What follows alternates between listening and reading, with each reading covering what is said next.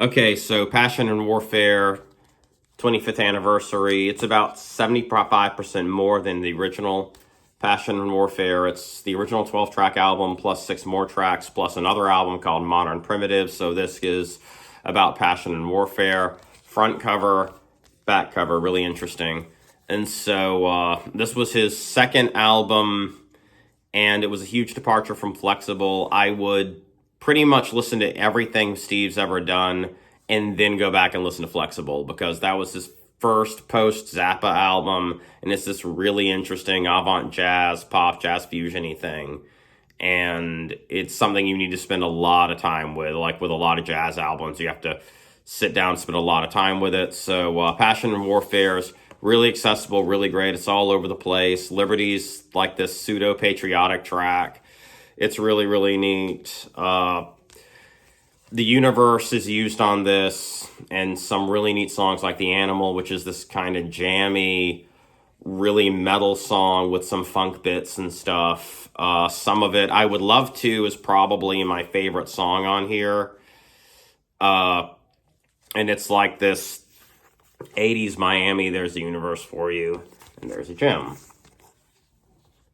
So it's like this 80s Miami type song. It's really cool. It seems like it would be at home in like Miami Vice or Golden Girls or something, that's one of those 80s shows that was set in Miami. It just feels that way to me. So it's a really, really cool thing. Erotic Nightmares is this shreddy song with some funky bits and like really fast guitar playing. And I'm using shred in its actual usage. Shred was associated with Shrapnel Records, a record label, and it's become a generic term for really fast soloing, and there's a little bit more to it than that. That's always kind of irritated me. The Animals kind of similar, really somewhat heavier, really catchy, low-end, bottom-heavy guitar song. Answers is really cool. The Riddle's got this sort of pseudo-patriotic thing. The Riddle's almost like a sequel to Liberty. Ballerina's 1224. It's like an Etude. It's like a Steve Vai version of an Etude, which is a complex, short classical piece for recital purposes, pretty much. For the Love of God is his most famous track. Is this really catchy, psychedelic, trippy, jazz fusion-y thing.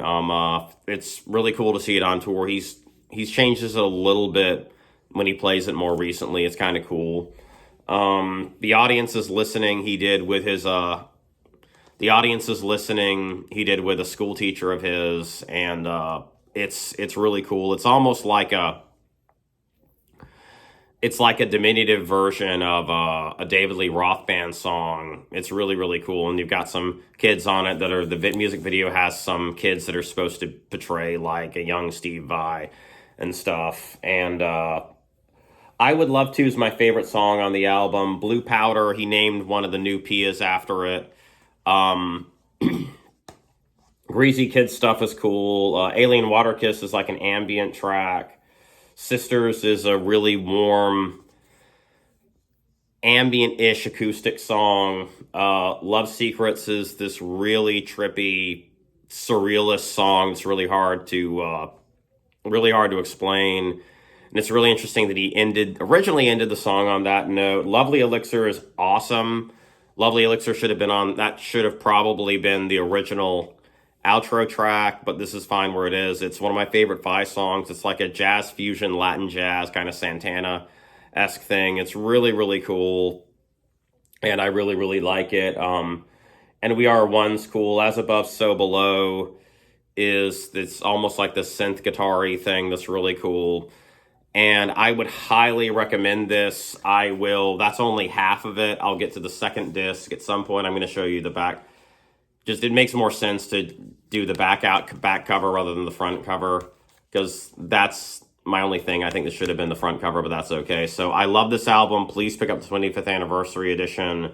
I think it's still in print. It's awesome. Thank you, Steve, for this. It's a fantastic album, and I'll get to disc 2 momentarily.